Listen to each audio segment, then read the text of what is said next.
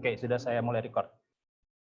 Jadi sejak lulus dari Dessau, banyak sekali diminta untuk menjadi pembicara, panelis, terus juga terlibat dalam beberapa proyek prestisius, terutama nanti yang akan dibahas adalah Pavilion Indonesia, Mas ya.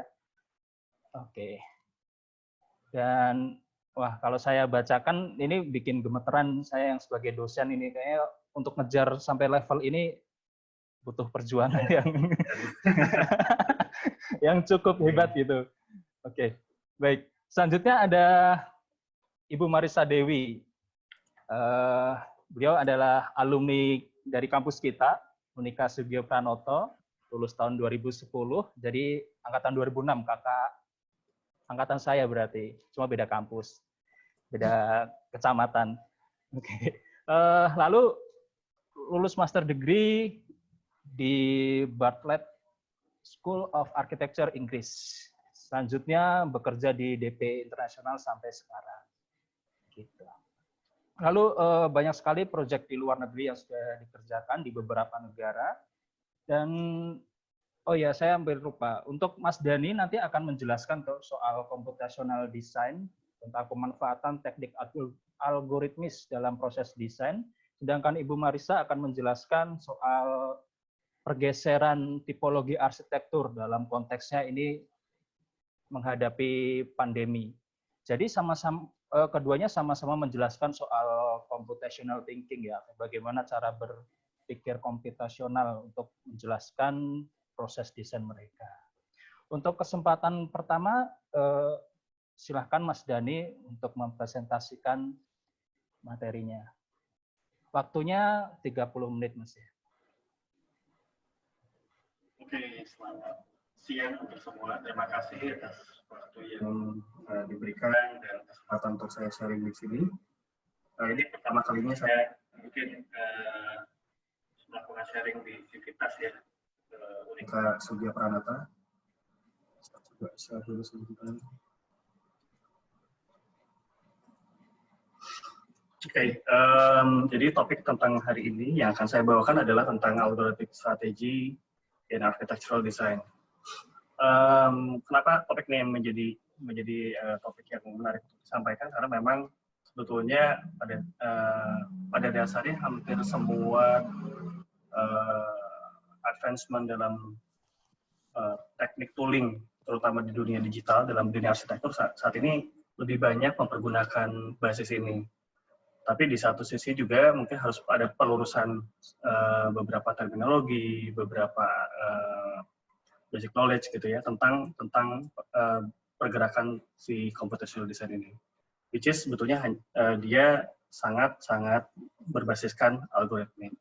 Dan di sini area yang akan saya bawakan lebih ke arah strategi, jadi ke arah thinkingnya. Sementara sisi toolingnya mungkin tidak menjadi satu yang mutlak untuk dicari pembenarannya gitu ya, kira-kira seperti itu. Oke, jadi apa itu algoritmik? Gitu. Apa itu algoritma? Jadi algoritma itu sebetulnya adalah satu proses, gitu, satu cara untuk dapat memecahkan satu kasus tersendiri, di mana dia mempergunakan rangkaian dari langkah, dan langkah tersebut diatur sedemikian rupa sehingga dapat menjadi bantuan kita untuk memecahkan kasus-kasus yang dihadapi, entah itu dalam proses desain, dalam kehidupan yang biasa-biasa pun juga bisa lakukan. Nah, mungkin untuk menelusuri lebih jauh, nanti rekan-rekan bisa mencari tulisan sebuah buku yang ditulis oleh Kostas Terzic tahun 2006, dan judulnya adalah Algorithmic Architecture. Jadi buku tersebut saya rasa cukup baik untuk menjadi rujukan dasar, karena memang di situ sangatlah dibahas tentang bagaimana orang mendayagunakan si komputer. Gitu ya. Nah, namun demikian, algoritma itu memberikan kesan bahwa dia hadir setelah masa adanya era digital. Konon itu tidaklah tepat, gitu ya. Karena sebetulnya algoritma itu adalah suatu ilmu yang lahir pada zaman Persia dulu, ya. ditemukan oleh Muhammad bin Musa al-Khwarizmi. Kalau misalkan bapak-bapak atau rekan-rekan tahu, dia adalah astronomer zaman-zaman Persia dulu. Dia mengeluarkan buku The Compendium Book on Calculation by Completion and Balancing, yang kemudian al-Khwarizmi ini akhirnya dikenal di Yunani itu sebagai algoritma atau algoritmi. Gitu. Jadi di awal dari situ. Kenapa muncul nama ini? Jadi sebetulnya jauh sebelum era digital, algoritma itu sudah hadir dan dipakai pada saat itu adalah untuk memecahkan kasus-kasus yang sifatnya rumit dan kompleks. Gitu ya. Nah, namun dalam perjalanannya memang tidak terhindarkan bahwa algoritma itu selalu terasosiasikan dengan yang namanya komputer. Ya. Suatu mesin yang diciptakan dengan banyak tipe, banyak cara, dan banyak kegunaan. Nah, pada dasarnya mesin tersebut sebetulnya adalah alat bantu, ya. Sama seperti beberapa ilustrasi yang saya tunjukkan di sini, yang which is ilustrasi ini adalah diagram yang dibuat oleh Christoph Schindler ya dari Cita, dari Denmark. Jadi di mana alat itu dulunya adalah saat analog, lalu pada saat analog itu tidak lagi mencukupi untuk dapat mengakomodir kebutuhan permintaan massal dari sebuah karya, akhirnya dibuatlah mesin sehingga dapat menduplikasi banyak hal. Lalu dengan itu juga akhirnya muncul beberapa alat-alat baru yang namanya komputer, yang di mana mesin tersebut tidak hanya bergerak atas perintah direksi dari si penggunanya, tapi juga melalui informasi. Jadi ditransmit melalui informasi. Nah, dari situ tentu banyak sekali perkembangannya sebagai akibat dari perkembangan media tersebut. Tapi kalau misalkan saya ingin lebih simpelkan begini, jadi pada saat satu kebutuhan desain itu diperlukan, tentunya dan desain itu akan dinikmati atau dipesan oleh banyak pihak, itu tidak oleh satu orang. Akhirnya butuh yang namanya duplikasi, ada replikasi atau pembuatan kedua, ketiga, dan seterusnya. Nah, pembuatan yang kedua, ketiga, dan seterusnya itu tentunya tidak akanlah sulit apabila dilakukan hanya oleh satu orang. Sehingga orang tersebut akhirnya dia menyampaikan teknik pembuatnya itu dengan cara deskriptif. Nah, pada awal seperti itu, dibuatlah satu mock-up, lalu diikuti gitu kan oleh asistennya. Namun dalam perjalanannya, pada saat kita membuat itu harus di berbeda tempat, gitu ya, berbeda lokasi, gitu, berbeda orang lagi yang didelegasikan, akhirnya itu cara deskripsi itu digantikan oleh cara yang sangat normatif, gitu kan, berupa gambar. Jadi media ini mulai bergeser, gitu ya, yang tadinya dibuatin mock-up-nya lalu bergeser jadi ada gambar, gitu ya.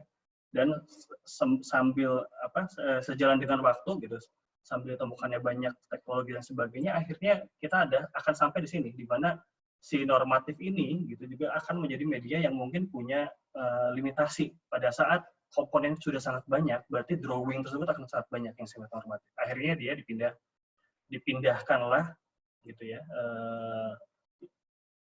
karakter normatif ini ke dalam operatif, di mana mungkin komponen-komponen bangunannya langsung memiliki panduan-panduan untuk membangun. Gitu ya. Mungkin kalau misalkan rekan-rekan tahu Gundam gitu ya, robot-robotan itu, ya seperti itu gitu di kemudian hari. Dan itu adalah contoh yang sifatnya normatif, di mana kita sudah tidak lagi membaca bagaimana memasangnya dan lebih jauh karena komponennya sudah sangat banyak, itu bisa ratusan, bisa puluhan, mungkin bahkan ribuan. Akhirnya kita akan dipandu langsung oleh informasi yang embedded dalam komponen tersebut. Nah, dalam perjalanannya tersebutlah sebetulnya kita bergeser ke penggunaan media tersebut, yang tentunya sangat material knowledge itu hanya orangnya aja yang bisa melakukan gitu kan, lalu orangnya diduplikasi, lalu orangnya tersebut menyuruh orang lain. Ya, jadi ada semacam Android gitu ya. Lalu berikutnya lagi berupa machineries, di mana karena tujuannya adalah membuat produk banyak, jadi ditemukanlah sebuah mesin gitu ya, untuk mereplikasi. Dan seterusnya mungkin sampai satu hari nanti kita sampai di mana informasi tersebutlah yang mendrive semuanya. Nah, apabila kita lihat di situ, sebetulnya ini yang terjadi gitu ya. Jadi media tersebutlah malware tersebutlah yang sebetulnya bertransformasi gitu ya. Dia dimulai dengan ada modeling 2 dimensi, modeling 3 dimensi, gitu kan. Ada building information modeling, lalu ada computation nanti yang akan kita bahas, dan mungkin di kedepannya akan muncullah yang namanya machine learning era. Tapi apa yang tidak berubah gitu? Yang tidak berubah sebetulnya basic principle dari prosesnya, yaitu ideasi sampai dengan aktualisasi. Nah, dari mesin inilah sebetulnya Kostas Terzic dia punya semacam pemahaman yang berbeda. Dia membagi 2 mode dalam penggunaan komputer tersebut. Pertama adalah komputerisasi, yang kedua adalah computation. Ya. Di mana komputerisasi adalah suatu aktivitas yang dia itu cenderung melakukan otomasi, melakukan digitasi, melakukan konversi dari apa yang namanya analog menjadi yang namanya digital, gitu ya. Nah, sementara yang komutasi adalah satu proses di mana kita memanfaatkan kemampuannya si komputer, which is itu adalah melakukan task yang sangat kompleks, untuk kemudian digabungkan dengan logical capabilities-nya dari kita sebagai desainer untuk memecahkan kasus. Jadi cukup berbeda di situ. Hal ini saya rasa tidak terlalu mudah gitu ya untuk langsung difahami, namun saya akan coba masuk ke beberapa ilustrasi berikutnya. Jadi oleh karena itu, kenapa algoritmik gitu kan? Apa hubungannya algoritmik dengan yang namanya computation? Jadi sebenarnya dua benda itu sebenarnya sangat terkait satu sama lain. Ya, 2 terminologi itu. Jadi si algoritmik teknik itu adalah, kalau misalkan kita lihat adalah secara general dia merupakan cara untuk mengimplementasikan suatu proses komputasi, di mana komputasi itu tentunya yang tadi adalah proses yang dia bukan hanya memindah-mediakan dari analog ke digital, dari yang tadinya itu di atas kertas menjadi CAD dan sebagainya.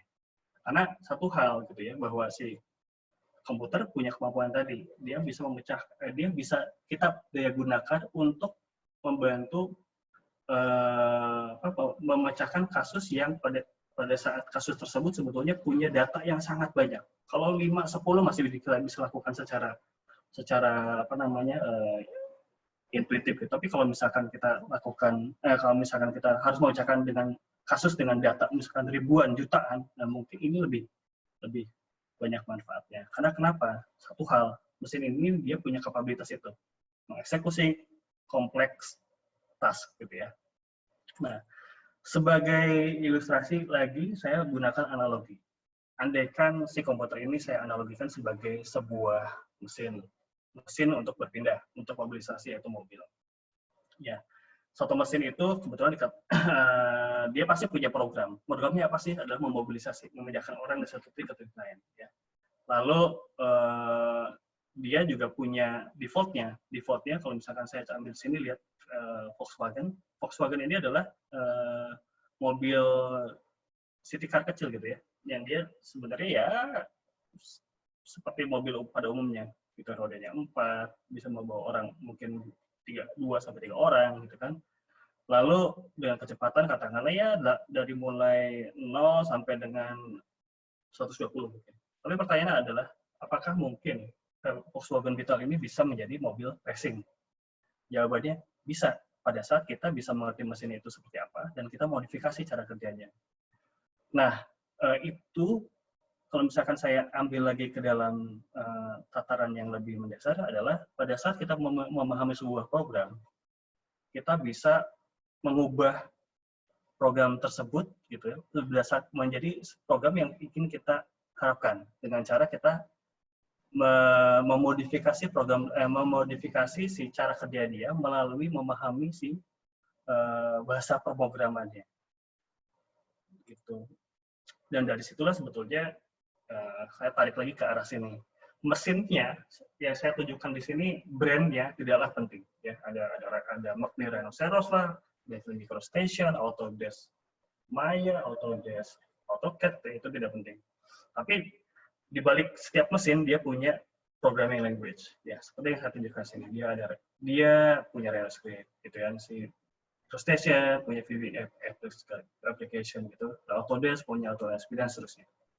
Dan dengan demikian kita pada akhirnya bisa mendayagunakan mesin yang tadinya hanya untuk menggambar digital saja atau memori digital saja, tapi juga justru menjadi alat komputasi di mana bisa membantu kita memecahkan kasus yang relatif kompleks. Saya ada tiga ya, ada tiga video di sini. Tiga video ini sebetulnya ada dua kategori ya. Jadi yang satu ya dengan cara komputerisasi tadi atau saya sebutnya conventional way. Yang satu lagi yang dua lainnya adalah dengan cara komputasi. Jadi kalau saya tunjukkan di sini, andaikan saya ingin membuat sebuah geometri untuk sebuah shell. Geometri ini ya seperti biasa saya mempergunakan toolbars yang ada di sekitar graphic user interface ini gitu kan. Melakukan lofting sehingga dia punya sisi yang bidang surface yang menaungi, lalu surface itu saya ekstrak wireframe-nya sehingga saya mendapatkan segmen-segmen isocurve yang ada di dalamnya gitu kan. Di mana segmen-segmen ini kemudian bisa saya manfaatkan untuk membuat ribs ya salah satunya. Dari ribs ini saya dapat memecah lagi si kurva ini menjadi beberapa titik, di mana titik-titik tersebut akan saya manfaatkan untuk membuat paneling. Jadi paneling 4 titik. Ya, jadi kurva ini nanti selain jadi ribs gitu ya, dia akan menjadi panduan untuk membuat paneling. Dan panel tersebut dibuat dengan cara menggabungkan masing-masing titik gitu kan, sehingga membentuk sebuah bidang. Kan? Karena logikanya adalah pada saat kita membuat sebuah gubahan yang berada dalam logik keterbangunan, biasanya kita akan mensubdivisi si bidang-bidang besar menjadi bidang-bidang yang lebih kecil sehingga memungkinkan untuk dapat pengaplikasian material yang ada di pasar. Nah, bagian yang sangat kompleks dan sangat justru tanda kutip ya membutuhkan waktu untuk berpikir sebetulnya adalah part yang ini, di mana kita mencari tahu bagaimana membuat ribs mengambil ribs dari si wireframe tersebut, lalu si ribs tersebut dipakai untuk memandu paneling. Dan bayangkan waktu yang kita butuhkan di sini adalah 2 menit 2 detik ya di sini, di mana 2 menit 2 detik itu adalah waktu yang saya butuhkan hanya untuk membuat satu ribs ini, satu segmen ini dengan paneling yang ada. Nah, ini yang terjadi pada saat kita menggunakan teknik ini. Jadi pada saat kita melihat bahwa bidang ini sangat luas, bidang ini cukup masih membutuhkan waktu gitu kan untuk mengulang proses ini. Di sini sebenarnya teknik komputasi ini mungkin menjadi sangat bermanfaat gitu ya.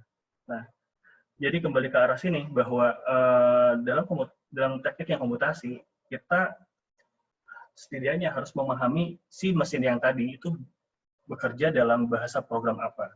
Dengan demikian, kita akan memanfaatkan bahasa program tersebut ya untuk kebutuhan kita. Melakukan hal yang sama yang seperti yang saya tunjukkan tadi, namun memindahkan logic membuat paneling tadi ke dalam coding. Nah, mungkin tidaklah mudah membuat codingnya, tapi loopingnya sangat bermanfaat. Jadi, ini adalah komen yang diubah menjadi coding, di mana coding tersebut tadi sebetulnya hanya dibuat untuk satu rib saja. Lalu setelah itu, saya melakukan sebuah proses namanya for looping, di mana satu komen yang tadi yang dilakukan awal-awal, lalu saya kenakan lagi untuk bidang berikutnya. Pada saat bidang tersebut sudah tersegmentasi, saya lakukan lagi untuk melakukan step berikutnya dengan looping yang sama, dengan komen yang sama. Sehingga dengan demikian, justru bidang yang tadi saya punya, itu semua bisa dieksekusi secara paralel. Jadi dengan satu kali klik, akhirnya ini tidak ada time lapse ya, jadi bukan proses yang dipercepat, tapi ini memang aktualnya seperti ini. Ini 1:1 waktunya. Jadi bidang tersebut secara paralel akan disubdivide, akan dicari ribs-nya. Ribs-nya akan dipecah menjadi segmen-segmen garis dalam bentuk titik, dan titik tersebut nanti akan memandu langsung bagaimana paneling dapat dieksekusi untuk keseluruhan dari bidang ini. Nah, satu proses simpel ini adalah gambaran bahwa proses paneling yang tadinya membutuhkan waktu 2 menit 2 detik untuk hanya satu rips yang ada sebelah sini, kita justru dapat memanfaatkannya sekaligus ya untuk memecahkan keseluruhan dari paneling yang ada di bidang yang kita akan solving tersebut dengan waktu 2 menit 39 detik. Selisihnya ya berapa ya? 37 detik ya perbedaan dengan yang tadi. Tapi yang menarik apa? Yang tadi 2 menit 2 detik hanya menyelesaikan satu rip saja, tapi ini kita dengan tambahan 37 detik kita menyelesaikan keseluruhan bidang untuk dijadikan paneling. Jadi mungkin sudah dapat terilustrasikan bahwa di sini keuntungan yang kita dapatkan adalah salah satunya mengkompresi waktu. Dan berikutnya lagi adalah melakukan iterasi yang berulang-ulang. Iterasi ada suatu proses berulang ya, melakukan iterasi untuk semua kasus yang relevan, yang serupa, similar. Ya. Dan itu yang justru kita butuhkan. Sehingga kita pada saat kita sudah bisa menyelesaikan yang sifatnya rutin ini, justru kita bisa fokus ke arah desainnya. Jadi kita, oh ini terlalu rungkungnya kurang cocok untuk spasial yang saya harapkan. Ya udah, saya ganti inputnya lagi. Jadi dalam satu hari mungkin kita bisa dapatkan ribuan ribuan alternatif gitu ya. Dan kita bisa menelaah satu persatu akhirnya. Kita filter mana yang lebih fit dengan kriteria yang kita harapkan. Kira-kira demikian. Nah, berbeda dengan yang ini, kalau tadi adalah metodenya scripting. Karena kenapa? Codingnya saya tulis. Sementara yang ini adalah yang lebih visual programming. Pada dasarnya mirip, gitu ya.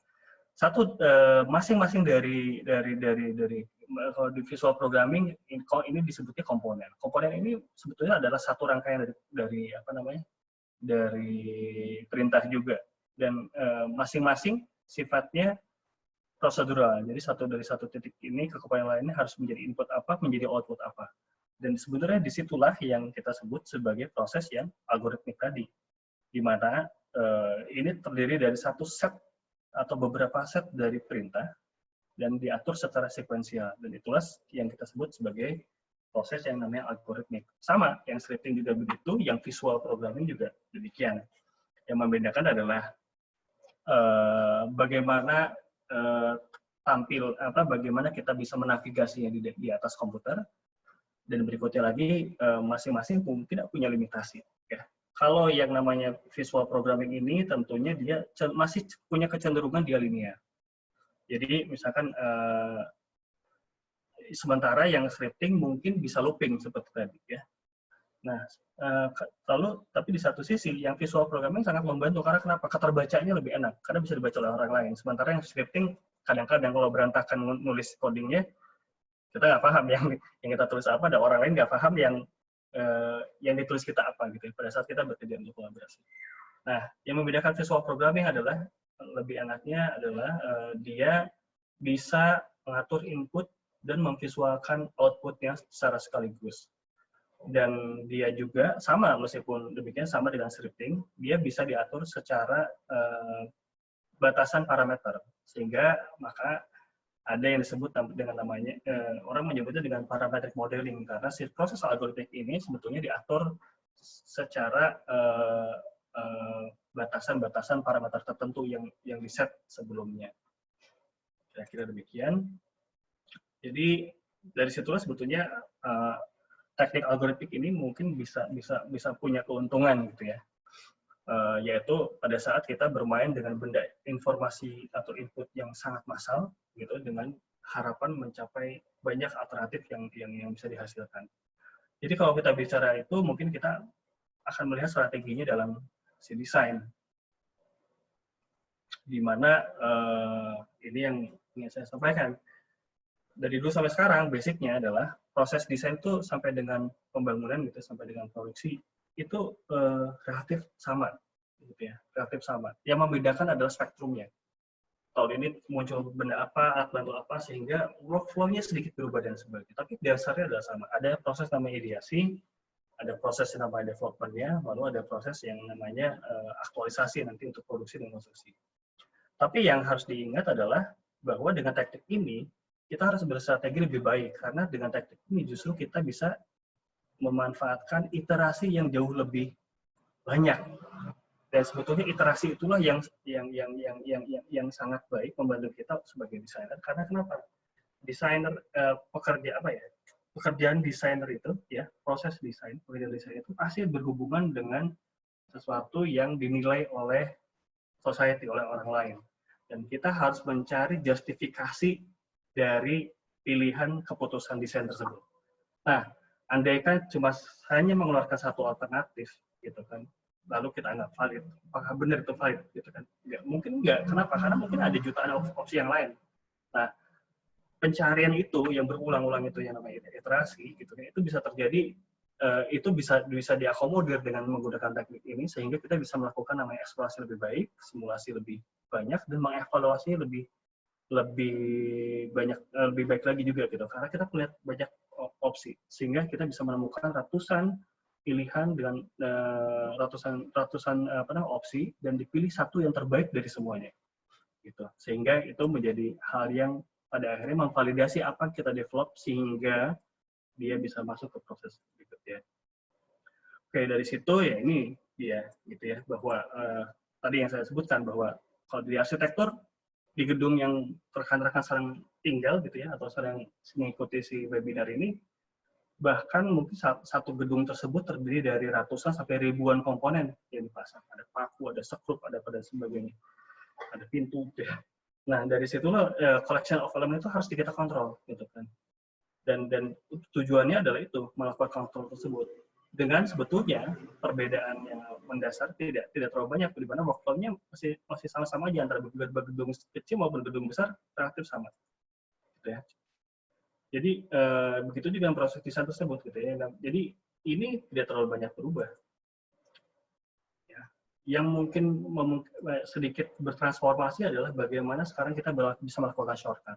Nah, dengan kita punya kemampuan untuk memodifikasi mesin sesuai dengan kebutuhan kita, berjalan secara algoritmik, mungkin kita bisa punya peluang untuk melakukan short circuit, ya, di mana kita bisa membantu proses ini menjadi lebih cepat, ya, makanya lebih cocok disebut sebagai katalis.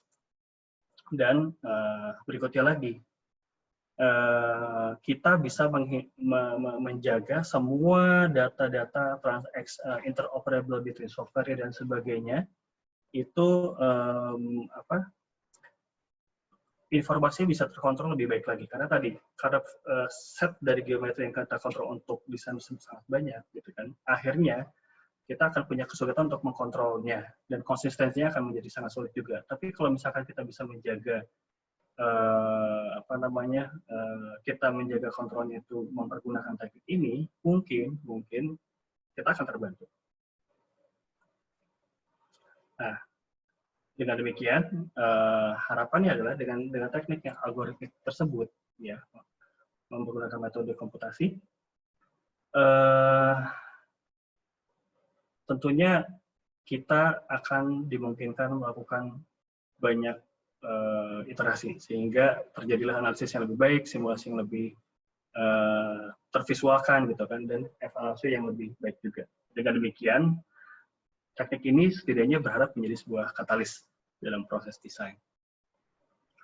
Nah, dari situ saya mungkin akan mengambil showcase di mana Formlogics selama ini, dari mulai ini baru sampai 2017 kami compile, kami sudah cukup sering melakukan beberapa pekerjaan yang menggunakan teknik ini, dari mulai sifatnya research based sampai dengan construction. Dan apa yang akan kita bahas di sini sebetulnya adalah yang Indonesian Pavilion di World Expo. Oke, Mas Gustaf, saya masih punya waktu berapa menit lagi? Masih 10 menit lagi, Mas. Oke, saya kebut ya. Jadi ini adalah satu proyek yang kami lakukan secara kolaboratif antara 3 arsitek. Saya, Ruby Rusli, dan Miranti Gumayana. Ruby Rusli punya kantor namanya Biro Arsitek, Miranti Gumayana dia punya kantor namanya G Studio. Kebetulan dia adalah ex-nya KPF di New York. Jadi Ini saya tunjukkan sebentar ini. Bahwa ini adalah sebuah proyek yang kami sudah capai pada tahun 2015 untuk membuat sebuah anjungan eksibisi di Milan. Pada saat itu World Expo 2015 kita berkontribusi kebetulan dari pihak swasta. Jadi tidak ada dua pemerintah Republik Indonesia, tapi justru dikondak oleh swasta. Dan di saat itulah sebetulnya hal yang menarik gitu, yang biasanya budgetnya sangat bisa tanda kutip ya tidak terbatas, justru ini sangat terbatas. Dan ini adalah apa yang kita tampilkan di sana. Kita sebetulnya punya 9 layout, ya katakan dari interiornya, tapi arsitekturnya kebetulan kami itu hanya satu kali, tidak ada perubahan di apa yang dibangun di sana, akan berlangsung selama 6 bulan untuk ditampilkan di Milan. Ya, kira demikian. Lalu yang menarik adalah dia adalah Expo dunia, lalu isunya tentang sustainability, kita berada dengan 130 negara yang lain. Lalu dia dikonstruksi di Roviera, ya di sebelahnya Milan Salon.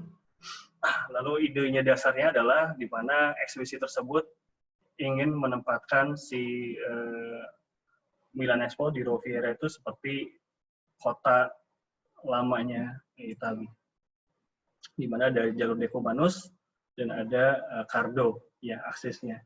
Nah, Indonesian Pavilion mengambil kafling di sini 1.175 meter persegi. Lotnya seperti ini. Lalu briefnya yang kita dapatkan pada bulan Maret 2014 adalah seperti ini. Jadi kita punya 14 bulan tersisa karena tidak kick off sejak lama. Jadi pada saat 2014 baru di kick off. Lalu budget diambil oleh private sector, lokasinya adalah 11.000 km dari Indonesia, time difference-nya dengan waktu Indonesia adalah 6 jam sampai 5 jam. Lalu ini program-program yang disampaikan. Nah, idenya kita adalah ingin mengangkat tentang crafting sebetulnya. Crafting yang sebetulnya tentang menganyam yang sebetulnya itu tidak banyak berubah karena sebetulnya Indonesia yang dulunya adalah negara maritim convert menjadi agriculture pada saat zamannya Belanda.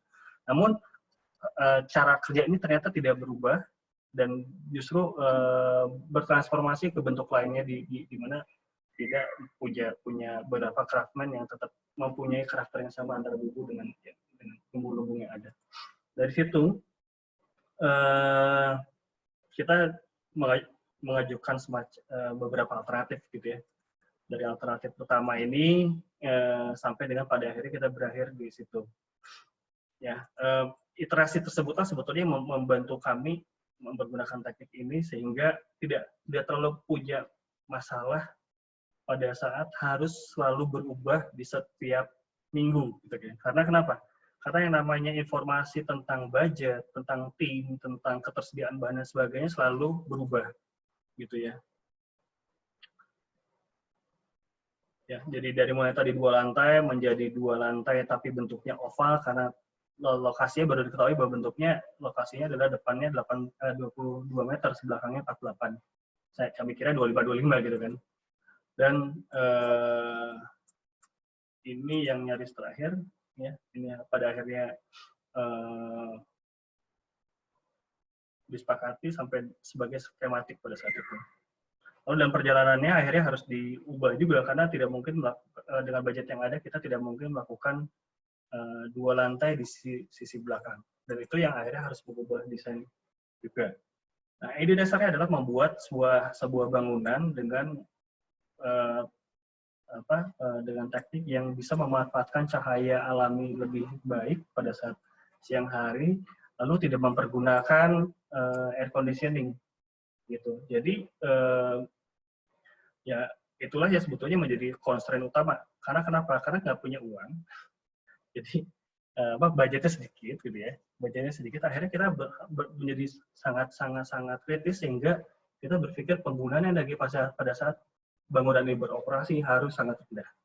Gitu. Dengan demikian akhirnya tipe panggung muncul, tipe bangunan yang di segmen-segmen gitu itu menjadi muncul, dan seterusnya. Begitu juga dengan penggunaan si rotan. Nah, ini adalah bentuk terakhir yang kita pilih, yang disubmit untuk mendapatkan izin dibangun karena bangunan ini adalah bangunan publik, jadi pemerintah Kota Milan Lombardi menempatkan semua bangunan yang ada di Milan Expo harus melewati semacam TABG atau TPAK gitu. Ada sidang kotanya. Dan ini kita bekerja sama dengan arsitektur lokal, namanya Studio Rigone. Studio Rigone adalah arsitek lokal yang kebetulan mereka juga punya profil sangat baik ya. Mereka sering bekerja sama dengan Zaha Hadid dan Daniel Lipskin. Dan pada saat itu sedang melakukan kolaborasi juga selain dengan kami adalah dengan Isesaki. Jadi dari situ ini yang dipilih. Nah, dalam ceritanya gitu kan menuju ke arah situ, semua detail engineering drawing itu harus dapat diakomodir. Dan segala sesuatunya itu juga harus terkontrol dengan baik gitu kan. Termasuk dengan mempergunakan rotan sintetik ini gitu kan, lalu material-material yang akhirnya menjadi sangat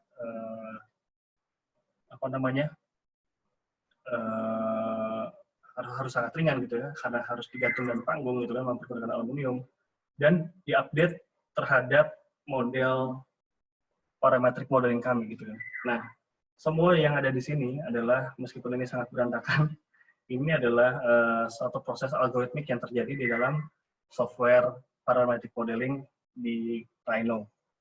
Nah, di sini kami mendapatkan info bahwa bagaimana yang namanya segmen ini harus sesuai dengan dimensi yang diperbolehkan untuk dimasukkan ke dalam kontainer. Karena kita akan memakai kontainer yang sifatnya high cube, ya. Jadi dimensi ini harus disampaikan. Lalu berikutnya lagi adalah ketersediaan bahan, lalu tenaga dan sebagainya. Jadi apapun yang terjadi pada saat itu harus bisa terkalkulasi dasar dulu. Dan disitulah sebetulnya teknik ini sangat memudahkan buat kami sehingga kita bisa lebih dini mengetahui apa yang terjadi pada saat satu keputusan diubah. Gitu ya. Jadi kekhawatiran itu menjadi sangat ya bisa kita eliminir karena kita bisa menjaga si modeling ini ya sebagai geometri dasar selalu terintegrasi dengan informasi, dengan input-input yang selalu kita update. Dengan demikian pada hari ini yang terjadi. Jadi dari mulai parts ini ke atas ini dibangun di Indonesia, semua building skin, rangka dan rangka panel-panel itu dibikin di Indonesia. Tidak ada, jadi kita punya 63 panel berbeda, tidak ada satupun yang sama ukurannya, lengkungnya sama dan sebagainya. Lalu part yang lain dibangun oleh kontraktor di Milan, gitu. Dan disitulah sebetulnya kesinkronan dari semua sistem ini harus terakomodir. Ini adalah gambar-gambar dasar CVI yang kita masukkan, lalu ada beberapa detail yang juga kita tunjukin. Jadi ini adalah ratan construction. Ini juga melalui banyak proses sebetulnya, karena memang ini ratan ini pada awalnya tidak dikenal sebagai bahan penutup bangunan, sebelumnya hanya sebagai furniture. Itu kita push apabila si ratan ini memungkinkan untuk digunakan di bangunan. Jadi beberapa sistem yang kita perkenalkan lagi, terutama yang sangat kompleks adalah meletakkan si yang namanya klip klip penyangga ini, karena semua ada sekitar 800-an di orientasi yang berbeda, posisi berbeda. Ini proses yang tadi saya sampaikan, bahwa dalam prosesnya pun juga kita berkolaborasi dengan penganyam lokal di Tangerang, sehingga mereka selalu mengupdate tentang pola anyamnya, mana yang ini kurang, mana yang ini berlebihan, oh ini tidak bisa terakomodir, ini nggak rapat dan sebagainya. Nah, kita aktualisasi karena kita tidak tahu cara menganyam seperti apa, jadi kita berhenti di sisi yang pembagi kecil ini, tusuk-tusuk ini, dan itu diatur secara komputasi. Dari situ juga kita harus menyelesaikan validasi. kita bawa si model ini untuk dicek di Puspittek Serpong, karena ada permintaan dari pemerintah Kota Milan mengenai kemampuan struktur yang terjadi di panel rotan. Jadi dia tidak diharapkan tidak terjadi terbang gitu ya pada saat ada angin besar. Ini fire retardant test. Jadi ada fire regulation yang harus kita terima. Jadi yang teman-teman lihat ini adalah di mana dengan pola anyaman yang ada, dengan material yang ada, dengan fire retardant, akhirnya pada saat api terjadi dia hanya terbakar di satu titik tersebut. Sementara yang satunya dengan pola anyaman yang serupa, tapi tidak dengan fire retardant, akhirnya yang namanya material ini terbakar dengan. Nah, inilah sebetulnya yang menjadi di mana timbangan bahwa pada saat itu penggunaan material fiber natural itu tidak dimungkinkan karena cavity-nya terlalu banyak.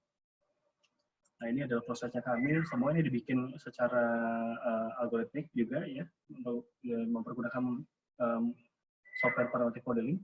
Lalu kita bikinkan si scale modelnya agar dimengerti oleh penganyam. Lalu udah gitu penganyam mencoba untuk memastikan apakah si pola-pola ini bisa cocok. Jadi kita dapat info mengenai subdivision yang terjadi harus berapa banyak.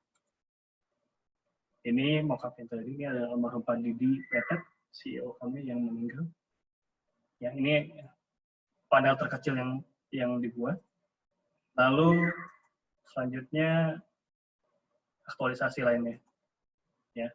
Jadi kita punya semua drawing ini dibantu mempergunakan teknik tersebut sehingga kita punya denah pemetaan tampak ya depan, belakang, atas sebanyak 63 buah dengan ukuran yang berbeda-beda. Jadi ini kita tidak punya kekhawatiran tentang itu. Dengan begitu juga dengan pengkodean. Dan yang sangat membantu lagi adalah akhirnya kita bisa memastikan bagaimana menyusunnya di dalam kontainer. Karena part ini sudah diperhitungkan sebelumnya dan kita simulasikan yang teknik tersebut. Nah, ini adalah saat pembangunan 2014 Desember 2015. Ini di saat yang sama kita melakukan penganyaman. Ya. Jadi teknik yang sama itu. Mas Dani, 1 menit lagi Mas ya. Baik. Okay. Dengan teknik yang sama itu dengan teknik komputasi akhirnya kita bisa membuat guidance buat mereka. Meskipun teknik ini tetap dipakai menggunakan teknik menganyam. Ini bulan Maret pasang, ini saat pemasangan di lapangan, bisa dilihat besarnya. Semua kalau bisa dilihat semua klipnya posisi beda-beda menghadap ke titik yang berbeda juga.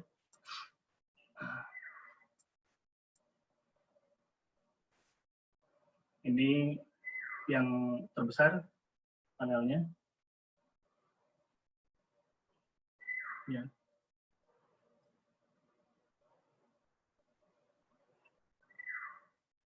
Ini salah satu contoh beberapa video tentang pemasangan di mana pada akhirnya keputusan klip ini dipilih yang mana memudahkan bagaimana dipasangnya juga. Dan dia hanya ada beberapa. Kira-kira demikian. Ini saat opening.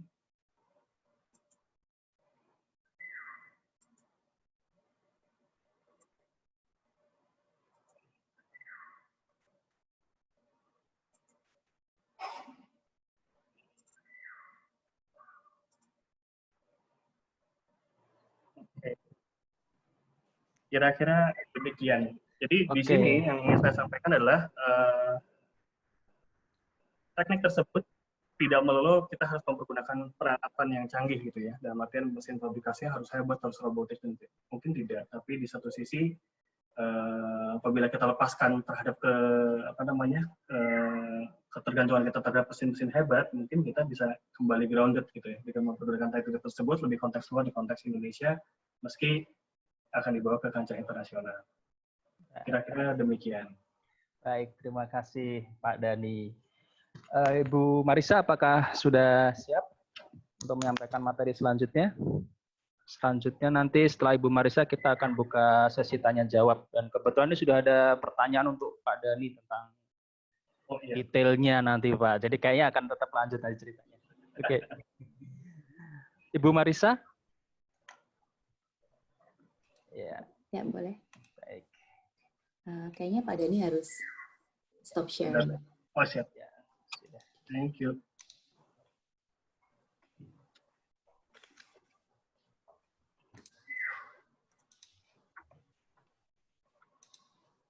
Oke. Udah bisa lihat screen saya ya? Sudah. Ya. Oke. Baik.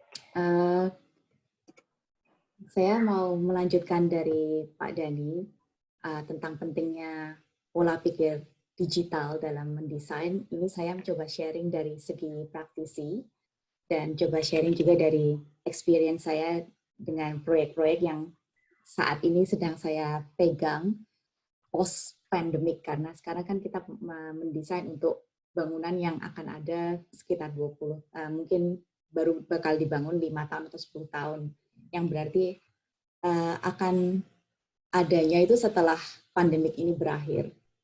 Jadi di sini saya mau menjelaskan tentang apa aja yang perubahan kira-kira yang akan berubah dalam beberapa waktu yang yang akan datang. Oke, jadi saya mau membicarakan kenapa arsitektur itu sebenarnya banyak sekali berubah dikarenakan karena adanya pandemik. Beberapa contoh yang bisa kita ambil seperti misalnya kasus London Great Fire di tahun 1666. Pada saat itu terjadi sebuah kebakaran yang sangat masif di kota London yang bisa dikatakan hampir 2/3 dari kota itu hancur karena sebuah kejadian kecil, yaitu kejadian kebakaran yang menghabiskan seluruh kota. Kenapa pada saat itu kotanya habis? Itu karena pada saat sebelum kejadian kota itu dibangun dengan material kayu. Tapi setelah adanya kejadian tersebut, itu mengubah policy dari kota tersebut untuk mengubah semua bangunannya, terutama pada inner belt kota London, untuk menggunakan materi batu bata untuk memitigasi kemungkinan adanya kejadian yang sama berulang di masa depan. Lalu contoh lain adalah yang mungkin agak mirip sama kita sekarang gitu ya. Itu pandemi kolera, sama juga di UK. Pada saat itu karena tingkat higienitas itu masih sangat rendah, jadi penyebarannya itu sangat cepat, dan ini benar-benar bisa dikatakan hampir tingkat severitasnya tuh cukup tinggi, sehingga hampir semua hampir mungkin 2/3 orang juga di London itu meninggal. Nah, yang bisa kita lihat dari sini adalah sebelum pandemik itu terjadi, semua sistem irigasi itu terbuka sehingga tingkat higienitasnya rendah, lalu penularan yang juga sangat cepat, dan karena adanya pandemik itu, lalu terjadilah perubahan masif di mana semua sistem irigasi berada di bawah tanah, dan segala hal itu bisa higienitasnya itu bisa diatur gitu. Nah, lalu kalau kita lihat nih pandemik sekarang, sebenarnya hal-hal yang sudah berada kan kayak seperti sekarang kita ada limited gathering, kita nggak boleh berkumpul. Lalu yang lagi ngetren ini adalah work from home gitu. Jadi kita harus memix antara kehidupan sehari-hari di rumah dan juga kita harus kerja di waktu yang bersama. Lalu ada higienitas yang kayak kita harus cuci tangan terus, kita harus ada physical distancing dengan orang lain. Lalu dengan segala sesuatu yang berubah dari what's supposed to be normal is no longer normal gitu, dan kita harus adjusting to our new normal. Lalu hal apa yang bakal berubah di arsitekturnya gitu. Lalu di sini saya akan coba ngasih tahu ada 3 kunci-kunci yang kunci-kunci perubahan yang menurut saya bakal membuat membuat arsitektur itu berubah. Pertama adalah human behavior-nya yang diikuti dengan perubahan dari peraturan-peraturan, dan ketiga adalah dinamika dari industri itu sendiri yang berubah. Pertama, human behavior. Kehidupan sehari-hari kita kan selalu berubah. Sekarang kita harus ada yang namanya physical distancing. Jadi kalau misalnya nih, saya ngambil dari kehidupan saya sehari-hari nih. Sehari-hari ini kalau misalnya saya mau ke swalayan aja, saya harus antri 2 meter, jarak 2 meter di depan orang saya. Di depan orang yang di depan saya. Lalu kalau saya mau ke swalayan, saya nggak boleh datang bareng-bareng satu keluarga. Karena kalau misalnya saya datang satu keluarga langsung ke swalayan, kita ada tendensi buat ngobrol. Jadi dilimitasi hanya satu orang yang bisa ke swalayan. Lalu saya nggak bisa lagi recycling. Padahal itu hal yang sangat basic gitu. Saya mau recycling plastik, mau recycling baju aja sekarang udah nggak bisa. Lalu ini kenapa? Sebenarnya karena adanya damage trust in hygiene of people and products. Kita nggak lagi percaya kalau wah ini karena kita kan segala sesuatu virusnya karena tidak terlihat, kita jadi merasa lebih berjaga-jaga, kita jadi nggak lagi percaya kalau misalnya wah ini sesuatu yang kayaknya oke aja ternyata nggak oke gitu. Dan banyak hal yang berubah seperti sekarang, misalnya kalau kita masuk harus ada thermal checking, lalu untuk sistem pembayaran pun sudah nggak lagi pakai cash, semuanya adalah contactless. Lalu bahkan kalau misalnya mau Uber Eats atau mau delivery makanan, sekarang semua udah ada no contact delivery, di mana kalau misalnya kita pesan barang atau pesan makanan semuanya hanya ditinggal, jadi kita nggak ada kontak manusia. Di sini juga sebenarnya hal-hal seperti ini bagus untuk memitigasi penyebaran, tapi juga menimbulkan permasalahan lain karena kurangnya ada sense community dan kurangnya ada rasa kedekatan komunikasi antar manusia. Nah, lalu hal yang lain lagi adalah di industri dynamic, yaitu shared space, ruang bersama, itu definisinya menjadi berubah.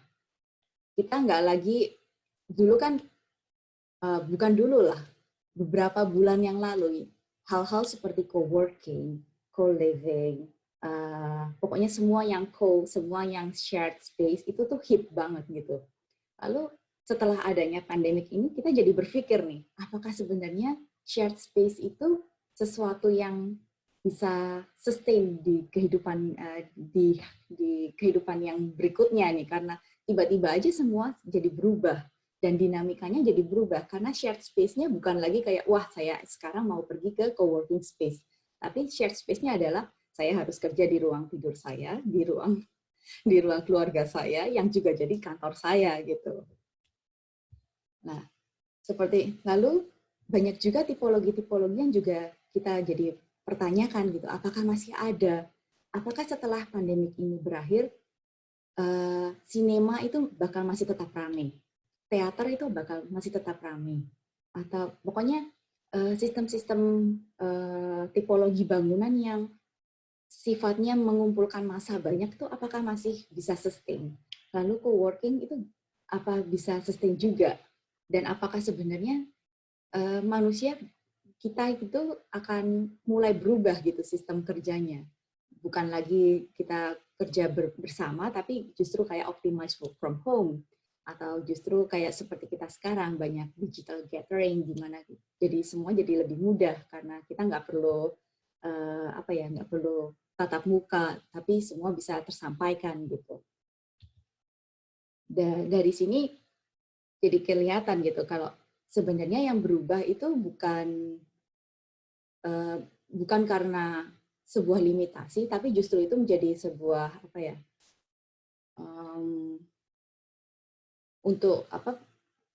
kesempatan untuk menemukan sebuah program mix yang unorthodox, yang tidak biasa. Ini ada satu quote dari Arjun Kaker yang mengatakan bahwa tall and super tall buildings would be more expensive to build and the result would be less efficient. Jadi memang membangun untuk bangunan tinggi itu menjadi nggak lagi sebuah solusi, bukan menjadi sebuah solusi yang baik gitu dengan adanya satu ekonomi yang nggak tentu seperti ini, lalu dua semuanya masih nggak pasti, tiga kita belum tahu orang-orangnya itu akan behaviornya seperti apa. Tapi meskipun kita kayak gitu membangun, lalu wah kalau gitu jawabannya ya udah kita bikin bangunan yang lebar-lebar aja, jadi orang nggak perlu cram di satu tempat dan semuanya dibikin rendah-rendah aja. Dan tapi itu juga bukan jadi solusi kan. Jadi yang kita harus memikirkan sebuah solusi yang bisa jadi win-win gitu, di mana kita masih secara project itu visible, tapi secara juga masih bisa complete the requirement of hygiene and community consideration. Jadi kalau misalnya lihat nih diagram yang di kiri, kalau misalnya kita dapat sebuah brief atau tugas gitu dari dosen, kita bikin mixed use building. Tipikalnya kita akan bikin, oh ya udah berarti ada misalnya mau ada retail, office dan resi. Resi itu apartment. Oh ya udah kita stack aja. Jadi ada retail di bawah di podium, lalu ada office-nya di atas sebagai tower dan ada residensialnya di atas lagi gitu. Kita stack. Tapi sebenarnya dengan adanya perubahan ini, kita jadi berpikir, oh mungkin sebenarnya nggak harus semuanya itu disegregasi, nggak semuanya itu harus dipisahkan, tapi justru semuanya itu harusnya di-mix untuk membuat sebuah ekosistem baru. Nah, dari hal-hal itu, coba kita lihat dari titik pertama adalah gimana kita mengkonfigurasi ruang bersama yang masih mengutamakan keamanan dan physical distancing-nya. Di mana sense of community-nya itu masih terbangun tanpa harus mendisregard dari safety dan hygiene consideration. Pertama, misalnya ruang-ruangan yang sifatnya digunakan secara bersama harus dibuat secara self-contained, yang artinya harus meminimalisasi waktu yang dihabiskan bersama orang-orang banyak. Salah satu contohnya, kita bisa menggunakan gender neutral toilet. Kenapa harus gender neutral? Karena ketika kita membuat gender neutral, itu semua cubicle-nya berada dalam satu ruangan. Jadi orang masuk dan orang keluar itu nggak ada space di mana mereka harus share wash basin gitu, nggak harus cuci tangan di satu ruangan bersama. Itu contoh cepatnya lah. Lalu kita juga bisa menggunakan smart technology seperti misalnya location based reminder. Jadi kita menggunakan teknologi bahwa ketika orang masuk ke dalam suatu bangunan, dia udah tahu, oh dia udah berada di sini. Pada saatnya dia harus diingatkan untuk pindah ke ruangan lain. Lalu hal-hal lainnya seperti kayak natural ventilation. Jadi kenapa natural ventilation itu penting? Mungkin terdengar sangat klise ya, tapi sebenarnya dengan sistem sirkulasi yang baik itu juga bisa memitigasi hal-hal yang sifatnya higienitas gitu. Jadi dalam hal ini kami memilih untuk mencoba berpikir dengan membuat split levelnya itu secara tinggi dengan meninggikan level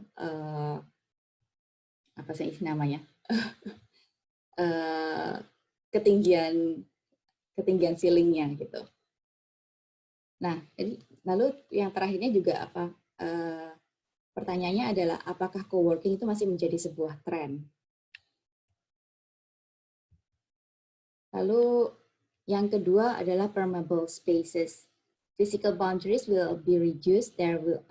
Maka semua ruangan-ruangan itu kita coba bikin seterbuka mungkin dan seporos mungkin untuk kemudian bisa di-adjust dan bisa diganti-ganti fungsinya sesuai dengan apa yang kita butuhkan pada saat itu. Contohnya seperti yang ada di Singapura ini atau di Jepang ataupun Leadenhall Building di London. Bangunan-bangunan yang di pada ground levelnya mereka bikin terbuka mungkin sehingga fungsinya itu bisa berganti-ganti gitu. Jadi nggak melulu kalau misalnya di ground itu adalah lobby dan di ground itu adalah tempat orang untuk berkumpul, itu nggak jadi sesuatu yang fix gitu. Lalu yang poin ketiga adalah social spatial adjacency. Jadi di mana program-program yang sifatnya sebenarnya kalau kita pikir wah kayaknya nggak nyambung, misalnya sekolah dengan panti jompo. Kita kalau secara lihat, oh kayaknya nggak nyambung, tapi sebenarnya dua fungsi yang sangat berbeda itu, secara logika mereka bisa jadi simbiosis mutualisme. Jadi kalau misalnya dengan kita menempatkan sekolah dan panti jompo berdekatan, pengguna bangunannya itu bisa berinteraksi dan saling memberikan feedback masing-masing dan itu bisa membuat sebuah social cohesiveness yang baru. Lalu kita setelah kita mengerti dari spatial configuration-nya itu dibuat seperti apa, kita lanjut ke economic development. Ini mungkin lebih nyambung ke yang tadi Pak Dhani bilang tentang sistem komputasi. Kita ketika memulai mendesain, kita nggak lagi mendesain berdasarkan fungsi. Kita mencoba mendesain unitnya. Unitnya itu berdasarkan kemungkinan-kemungkinan bahwa pada di masa depan, fungsi-fungsinya itu nggak lagi melulu menjadi fungsi yang sangat fix dan harus misalnya kalau misalnya kita bikin kantor itu dengan modul 8x8 gitu. Itu enggak lagi karena pada masa kita berenvisi gitu kalau di masa depan itu segala sesuatunya itu akan berubah dan segala sesuatunya harus bisa cepat diubah dan bisa diretrofit. Salah satu contohnya ini misalnya pod vending machine skyscraper by Hasif Rafe.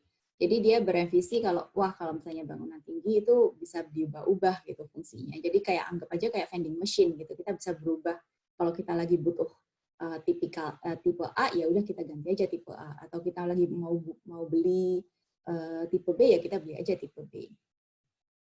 Lalu poin kedua adalah dynamic and demand. Masih sama kayak poin pertama.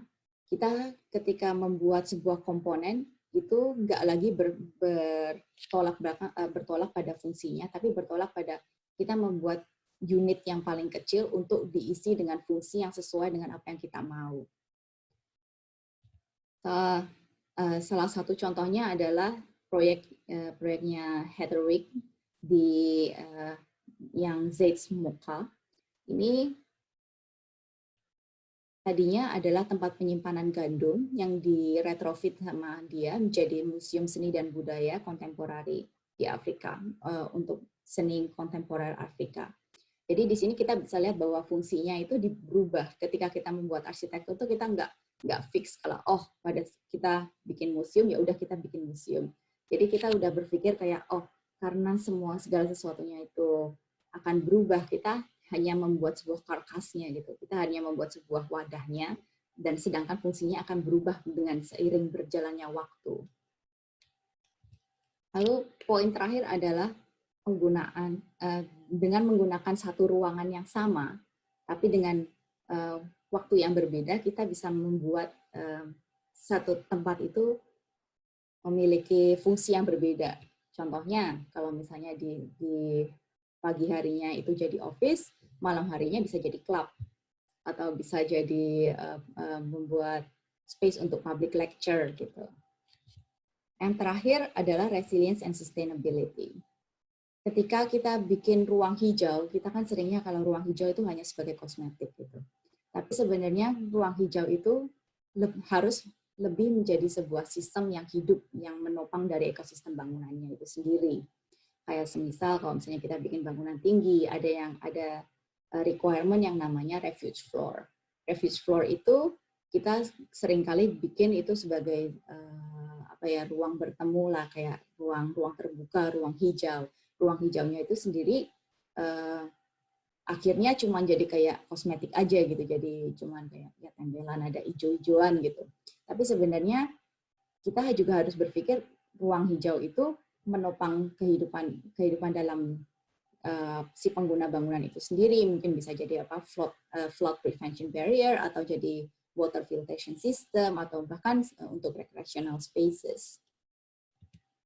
Yang kedua, masih nyambung juga, itu masih nyambung ke poin pertama, ruang hijau itu harus kita, mungkin ini terdengar sangat klise gitu ya, tapi kita dengan pemilihan penempatan ruang terbuka itu harus bisa membantu ekosistem sekitar. Contoh instannya adalah misalnya kalau misalnya dengan pemilihan pohon yang tepat, pemilihan pemilihan posisi bukaan yang tepat, kita bisa mengundang burung-burung atau lebah di sekitar, dan pada akhirnya bangunan itu bukan lagi menjadi bangunan yang mati. Bangunan itu bisa menjadi bangunan yang membantu ekosistem sekitar. Seperti ini. Seperti misalnya kita bisa bikin artificial wetland atau indoor forest di dalam bangunan. Lalu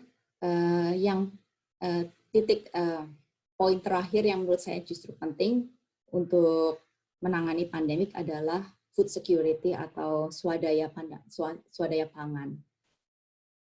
Kita dalam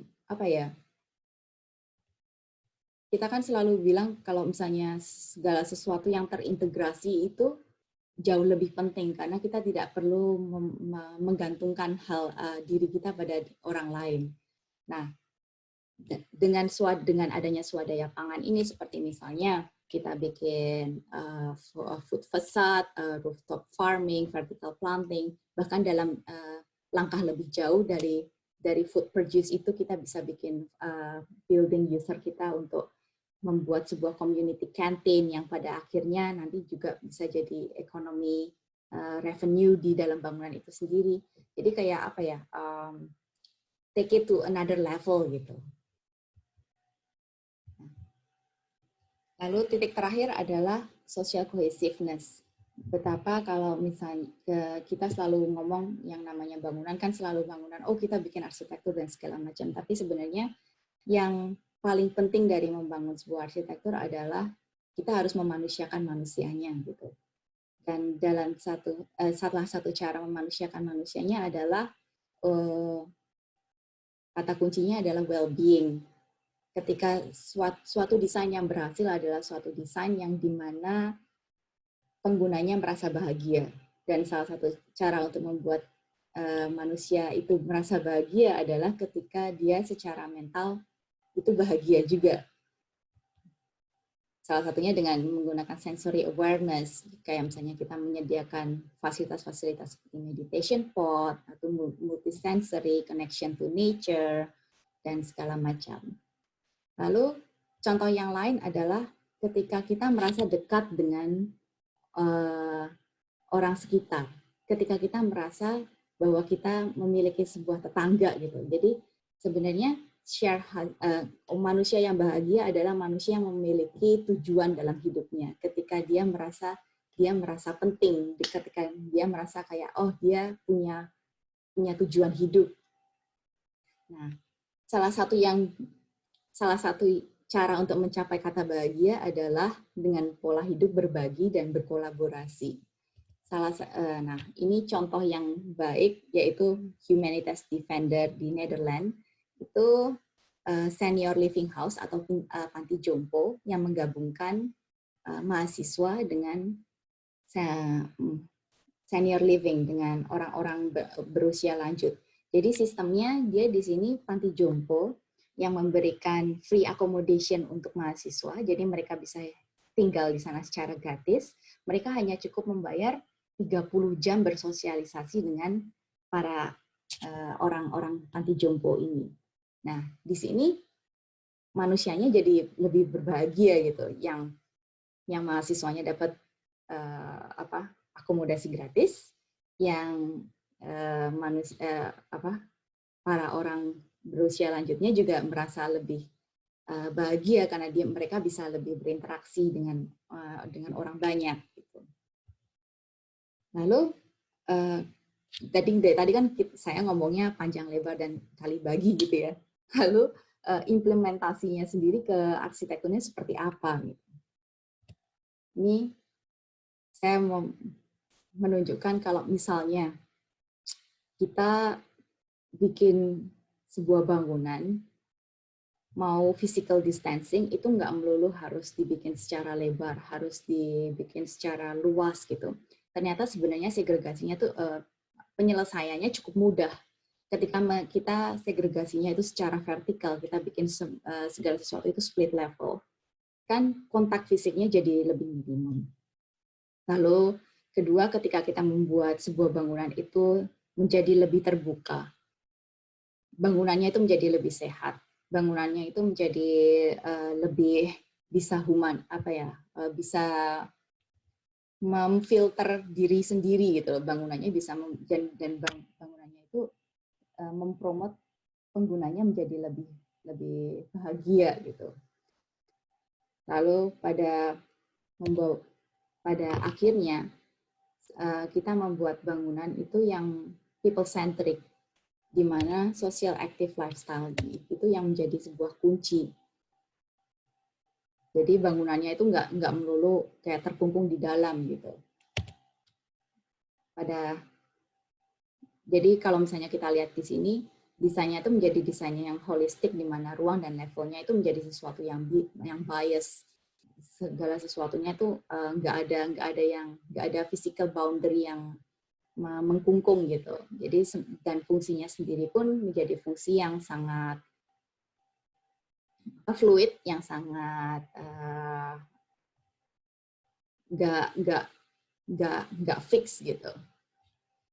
Jadi itu aja, sekian dari saya. Terakhir saya hanya mau ngasih sebuah komen aja. Ini karena masih pandemik, saya saya berharap hari-hari kita berada di dalam rumah itu nggak akan terlalu lama. Jadi kita bisa balik ke mungkin mie ayam yang kita suka dengan nggak terlalu lama, atau kita mau selfie di depan bangunan, jalan-jalan juga nggak terlalu lama, atau bahkan jalan-jalan ke taman itu juga jadi bukan lagi sebuah mimpi. Jadi till then, stay safe. Terima kasih, Bu Marisa. Baik, kita akan masuk ke sesi pertanyaan. Sudah banyak sekali pertanyaan yang masuk. Mungkin saya bacakan yang pertama untuk kedua pembicara dari Deva Hafid. Tanya dong Pak, di era computational thinking ini kan fabrikasi digital selalu dipandang berlawanan dengan teknik pertukangan atau human made. Kira-kira sudah ada belum sih cara untuk mengkolaborasikan kedua teknik itu? Apakah ada contohnya? Baik, kira-kira pertanyaan itu. Jadi dianggap ada sebuah pertentangan gitu antara sesuatu yang sifatnya digital sama craftsmanship.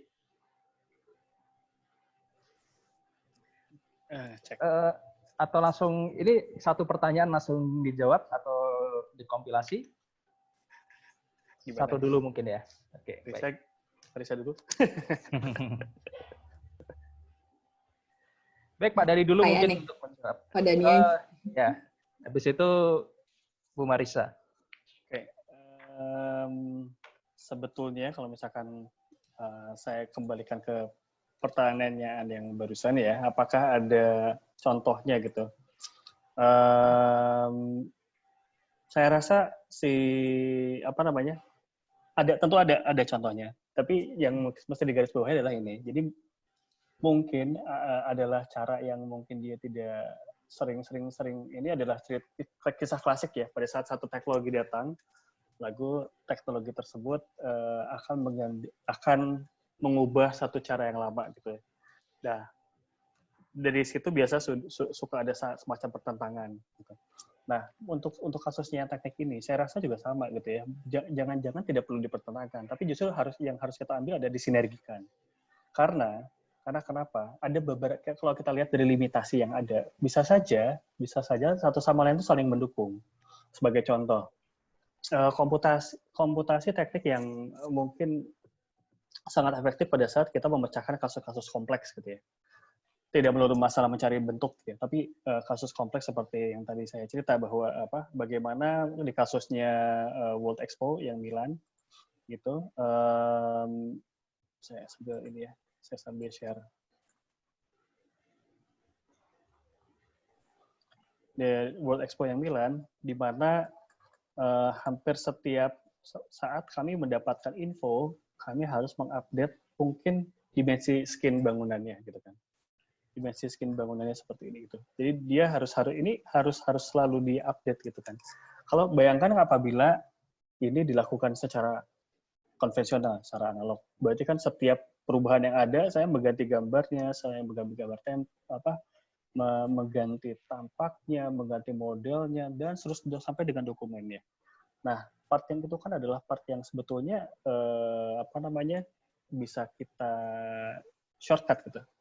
Jadi dalam artian itu tidak perlu terjadi sehingga akhirnya menghambat keputusan berikutnya, karena tidak sedikit satu keputusan yang berhubungan dengan dimensi ini akhirnya menentukan keputusan lain, seperti akhirnya kita harus memesan berapa jumlah kontainer gitu kan, misalkan untuk kasusnya ini.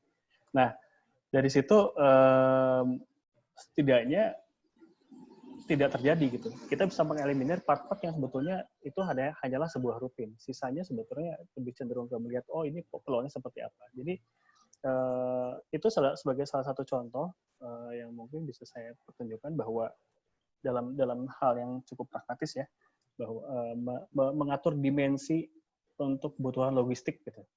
Itu adalah contoh bagaimana si komputasi tersebut mungkin dia akan mengambil part yang itu, tapi tidak mengambil part yang tadi, yang masalah tukang dan sebagainya. Dan satu lagi yang masalah tadi, apakah mungkin dia menggantikan tukang? Mungkin ada pertanyaan ke arah situ. Saya rasa tidak selalu, dan bahkan menurut saya tukang yang ketukangan gitu ya, tukangan di Indonesia justru bisa terupgrade ininya, kemampuannya, karena dia tidak harus selalu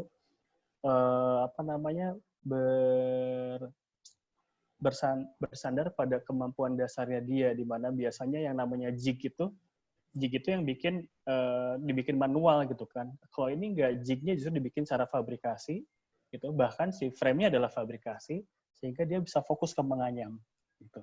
Jadi saya rasa kalau dibawa sebagai satu sinergi justru jauh lebih baik gitu dibanding dibawa ke arah pertentangan gitu ya. Jadi ini sebagai contoh sih yang aktual yang terjadi, yang pernah saya alami di pelaksanaan project di World Expo. Kira-kira demikian. Baik. Untuk Kak Marissa, apakah ada pandangan terhadap isu ini?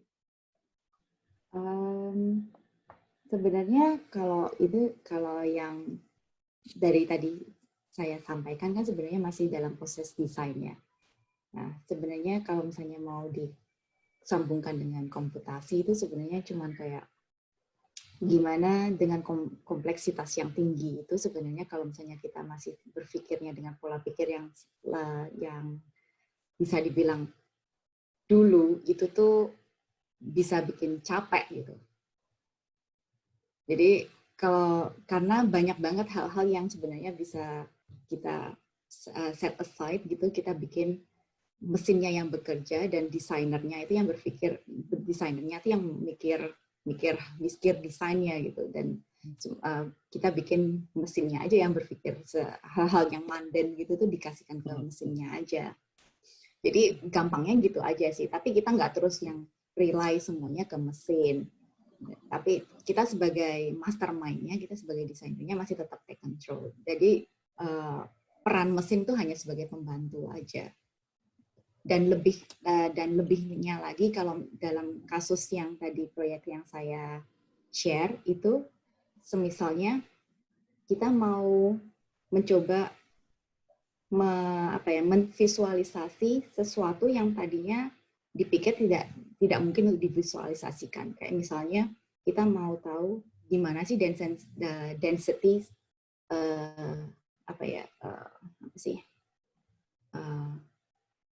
pola gerak ruang satu bangunan. Kalau misalnya nih orang pola gerak ruangnya mau yang lebih dense di ruang A dan lebih less dense di ruang B. Hal-hal seperti itu kan sebenarnya kita nggak bisa kayak misalnya saat yang dulu kan kayak misalnya kalau kita mau bikin auditorium kapasitasnya adalah 100 orang, lalu kita mau bikin ruang kelas itu 30 pax. Nah, ini sebenarnya kalau dengan digital kan kita bisa pakai space syntax. Kalau dalam kasus saya kita pakai space syntax. Nah, dari space syntax itu kita bisa tahu, berarti besaran ruangannya adalah sekian. Nih, untuk ruangan A sekian, untuk ruangan B sekian. Nah, di situ mesin itu membantu kita untuk memberikan informasi. Jadi sebenarnya mesin itu cuma membantu kita untuk lebih cepat aja sih mengakselerasi proses desainnya. Gitu. Oke. Baik. Lalu selanjutnya ada pertanyaan kepada Bu Marisa dari Kelvin. Bagaimana penerapan adaptif desain dalam bangunan publik menggunakan komputasi yang dapat beradaptasi tidak hanya pada COVID-19, tapi berbagai pandemi atau bencana alam lain yang berpotensi muncul di masa yang akan datang? Mungkin ini karena pertanyaan mahasiswa yang hidup di negara yang bencananya nggak main-main, selalu ada gitu. Jadi apakah ada pendekatan untuk ke arah sana juga? Jadi sebenarnya gini ya, kayak sebenarnya kalau misalnya saya mau bilang ini juga jadi solusi juga nggak benar juga ya, karena kita sebenarnya kan masih berada di dalam pandemik gitu. Sebenarnya semuanya juga masih tanda tanya gitu, apakah sebenarnya ini sebuah solusi yang baik atau sebenarnya justru itu memblusukkan gitu pada akhirnya. Nah, cuman pola pikirnya yang kita ambil adalah ketika kita membuat sebuah arsitektur itu kita nggak lagi berpikir bahwa kita misalnya mau bikin kantor, ya kita adalah pola pikirnya kita akan membuat itu sebagai sebuah kantor gitu. Tapi kita pola pikirnya dibalik, adalah kita bikin unitnya, kita bikin komponennya. Nah, komponen itu pada akhirnya nanti akan diisi dengan fungsi-fungsi yang berbeda. Fungsinya itu yang harus, untuk mengisi fungsi yang berbeda itu yang kita harus mengubah pola pikir kita gitu. Bahwa ketika kita membuat wadahnya itu mau diisi apa aja juga pasti bisa gitu. Nah, jadi kalau ketika pandemiknya berbeda, ketika pola hidup kita berbeda dan pola sehari-hari kita berbeda, itu kita nggak perlu mengubah arsitektur kita gitu, karena wadahnya tetap ada, tinggal fungsinya aja yang diubah. Gitu. Oke, baik. Oke, sebelumnya saya mau menyapa dulu Bapak Ibu dosen yang ternyata bergabung. Ada Prof. Pur, Bu Cerki, Bu Eti, Pak Tarigan, Bu Kesya, dan Bu Emma. Selamat bergabung Bapak dan Ibu. Lalu selanjutnya ada pertanyaan dari Pak Boni untuk Pak Dani. Bagaimana strategi Formologic sebagai biro konsultan dalam membangun bargain position untuk memperkenalkan ide-ide segar lewat metode algoritmik tersebut kepada klien? Karena biasanya rekanan yang menghandle manufaktur senantiasa mematok harga tinggi dengan alasan tingkat kesulitan yang tinggi. Sementara klien menghendaki desain bagus tapi biaya murah. Nah, ini soal strategi pengelolaan studio deh, Pak. Ditanyakan oleh Pak Boni yang juga memiliki studio di Semarang. Oke, baik Pak. Oke, sebentar. Untuk menjawab itu sambil saya buka file. Jadi maksudnya biar ini ya, tidak lebih gimana nih? Biar tervisualkan lah. Karena membahasnya kadang-kadang saya agak rumit. Jadi kami itu Formologic itu kami tim kecil gitu kan, yang jadi core-nya cuma 2-3 orang gitu. Lalu saat ini juga kita dibantu oleh para intern gitu untuk saat ini karena kita lagi menjajaki si Semarang. Nah,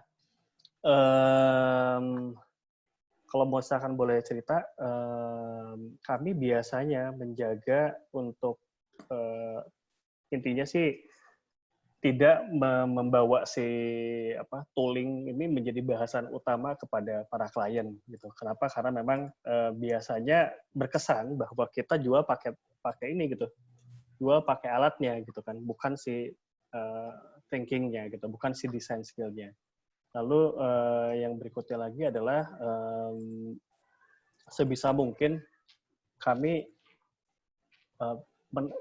ya sambil pilih-pilih juga ya lihat si kliennya. Jadi kalau misalkan kliennya kan bermacam-macam. Ada yang mereka yang sebetulnya tidak peduli dengan proses, mereka cuma pengen tahu output gitu ya. Ada gitu.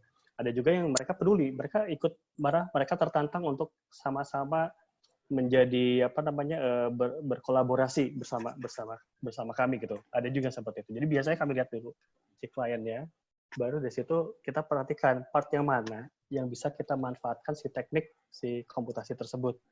Jadi memastikan di segmen yang mana di dalam proses keseluruhan desain. Apakah di konseptualkan saja, apakah di deliverables-nya aja nanti atau development, apakah nanti menuju ke output secara fabrikasi digital. Intinya kayak gitu. Jadi mana yang memungkinkan untuk kita implementasikan, kita bawa gitu kan. Bahkan kadang-kadang kita cuma kejadiannya adalah memindahkan, jadi tidak ada satupun kecuali mengubah blok yang ada di dalam dari filenya si partner kami gitu ya, entah itu dari tim yang lain, bahwa kasih DWG itu punya blok file, punya blok, jadi ada geometri namanya blok kan kalau di AutoCAD gitu kan. Lalu blok itu bermacam-macam dan saya harus mengcompile itu semua, dipindahkan jadi satu notasi baru saya gitu kan. Nah, bahkan kadang-kadang kita hanya gunain komputasi untuk itu gitu. Jadi kita so far sih tidak coba memaksakan selalu memakai itu di semua hal. Kita bisa parsial gitu. Tapi memang namanya juga keinginan ya. Pasti kami selalu selalu menyampaikan bahwa ini bisa loh Pak untuk mempergunakan ini gitu kan. Keuntungan, dan kita juga ceritakan keuntungannya. Nah, jadi biasanya itu seperti itu. Terus berikutnya lagi adalah biasanya kita permudah bahasa. Kami sebisa mungkin untuk memudahkan si teknik ini, si proses ini tidak sulit untuk dipahami. Jadi kayak misalkan kayak kita punya semacam energy modeling gitu ya. Dia nunjukin visualisasinya bagus. Si klien kita udah paham bahwa ini ngomongin tentang panas, dingin gitu, mana yang lebih panas dalam setahun, dia berarti konsumsi energi penggunaan AC akan tinggi dan sebagainya. Tapi di satu sisi akan sulit buat mereka kalau misalkan mereka tidak lihat direct impact-nya. Jadi biasanya kita konversikan. Gini Pak, kalau Bapak mempergunakan teknik yang satu ini, kalau Bapak mempergunakan usulan kami yang part yang ini dengan menunjukkan warna birunya banyak, gitu ya, misalkan dari satu energy modeling, Bapak bisa menghemat AC Bapak mati sebanyak berapa ratus jam dalam seminggu. Nah, itu lebih kena. Jadi bahasa kami biasanya kita bahasakan ke dalam bahasa yang lebih konvertif ke kebutuhan sehari-hari. Seperti itu. Nah, kalau selain dari itu sih ya strateginya gini sih, kami selalu tim yang kecil, kita harus selalu data driven design, sehingga pada akhirnya kenapa data driven design akhirnya kita bisa meminimalisir penggunaan kertas terlalu banyak, printing yang berlebihan dan sebagainya bisa kita kurangin. Kita bekerja dalam satu platform terus-terusan, ya maksudnya sedikit platform, lalu mengelaborasikan dengan fabrikasi digital. Tujuannya apa? Tujuannya kita menjaga bahwa semua outputnya kami kalau bisa dengan menggunakan mesin ini setidaknya lebih presisi, lebih menjaga supaya tidak terjadi kesalahan pemasangan di lapangan dan sebagainya. Yang invest di sisi R&D, ya kita selalu cari tahu apa sih yang terbaru di saat ini, ada buku apa, atau ada software apa, atau ada interoperable software apa lagi gitu dan sebagainya. Lalu yang berikutnya adalah ya karena kita fokus di computational design, kita pasti minus di bidang lain ya. Jadi misalkan pasti di landscape kita udah nggak segitu, kita udah nggak punya kemampuan landscape yang baik juga gitu kan. Udah, dan seterusnya. Akhirnya kita membuka diri untuk berkolaborasi. Kira-kira sih kalau untuk ya strategi kami seperti itu, dan hubungan tadi kerjasama dengan klien untuk klien memahami maksudnya kami ya tadi kita berusaha sebisa mungkin supaya mengkonversi beberapa terminologi yang rumit dan bahasanya lebih mudah dimengerti lebih awam. Gitu. Semoga dapat memuaskan jawabannya. Oke. Baik, ini sebelumnya saya bacakan juga tanggapan dari Prof. Pur di kolom chat. Sebenarnya komputasi atau digitalisasi untuk menyikapi pandemi atau bencana dapat digabungkan dengan aplikasi supaya dapat cepat dibangun. Oke. Lalu pertanyaan selanjutnya dari Kelvin dan Greg. Lagi-lagi Kelvin. Oke, bagus sih banyak tanya. Untuk keduanya, bagaimana pengaruh komputasi desain terhadap arsitektur Indonesia di masa depan, dan peluangnya seberapa besar sih untuk mengaplikasikan ini? Karena mengingat rumitnya pengaplikasian dan pembangunan fisiknya. Ini mungkin dijawab Mas Dhani dan Bu Marisa. Mengingat keduanya adalah sama-sama praktisi. Ya, silakan Marisa dulu. Oke. Apalagi Mbak Marisa ini dari tugas akhir katanya sudah bikin sesuatu yang parametrik gitu, dengar-dengar dulu di Unika gitu. Baik. Mic-nya ke-mute, Bu. Mbak Marisa. Oke. Oke. Menurut saya sebenarnya pembahasan ini tuh sama aja kayak kita sebagai anggap aja analoginya kita itu seniman. Lalu kita masih membahas kita bukan membahas lukisannya, kita bukan membahas hasil jadi lukisannya seperti apa, tapi yang kita bahas adalah kuas saya mereknya Faber-Castell. Kuas saya mereknya kuda terbang atau apa gitu. Menurut saya pembahasan seperti itu kan nggak substansial ya. Dan itu hanya cara penggunaan aja gitu. Kita mau pakai kuas A, mau pakai kuas B, mau pakai kuas C, itu hasilnya sama aja gitu. Kalau lukisan kita mau jadinya realis ya kita jadi lukisannya realis. Kita mau bikin lukisan yang abstrak ya kita juga bakal jadinya lukisannya abstrak. Dan sebenarnya dengan menggunakan komputasi itu balik lagi ke kata yang saya bilang. Mesin itu hanya akan membantu kita kok. Dia hanya jadi kayak information feeder gitu buat kita. Tapi kita sebagai desainer tetap menjadi mastermind-nya kita. Kita tetap jadi mastermind-nya gitu. Jadi ya pembahasan tentang merek kuas itu sebenarnya udah nggak relevan menurut saya ya. Menurut saya sih gitu. Gitu aja sih. Oke. Baik Mas Dhani, selanjutnya. Ya, kalau menurut pendapat saya sependapat dengan Bu Marisa ya. Dan saya menambahkan aja kalau misalkan tidaklah ketinggalan sebetulnya kemampuan dari orang-orang Indonesia untuk seperti maju mempergunakan teknik komputasi seperti orang-orang di luar sebenarnya. Justru sekarang yang kita harus lakukan adalah membiasakan itu gitu kan, membiasakan itu menjadi hal-hal yang tidak berperan sebagai benda yang namanya jimat gitu ya. Berkesannya gitu kan. Beberapa teknologi yang hebat duluan, loncat duluan itu berkesan bahwa kok kayaknya orang itu hebat karena mesinnya gitu. Enggak, jangan mungkin tidak seperti itu cara berpikirnya. Tapi kembali dilihat bagaimana orang tersebut bisa mendayagunakan mesinnya. Kalau ditanyakan tadi alat bantu yang cocok seperti apa di sini, saya rasa semua bisa kita manfaatkan.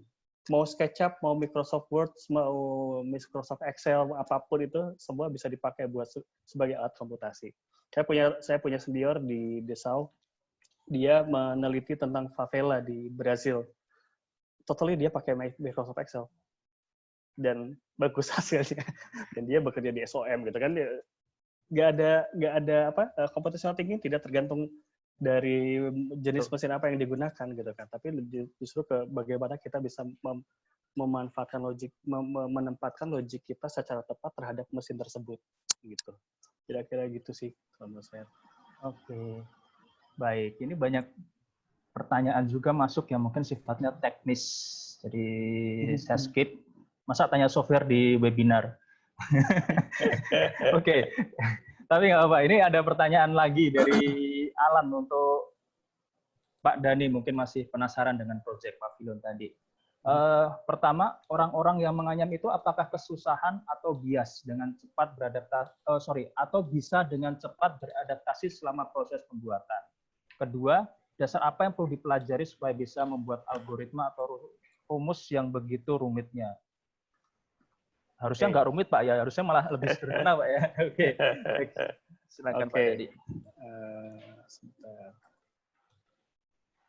Kita masuk ke sini ya.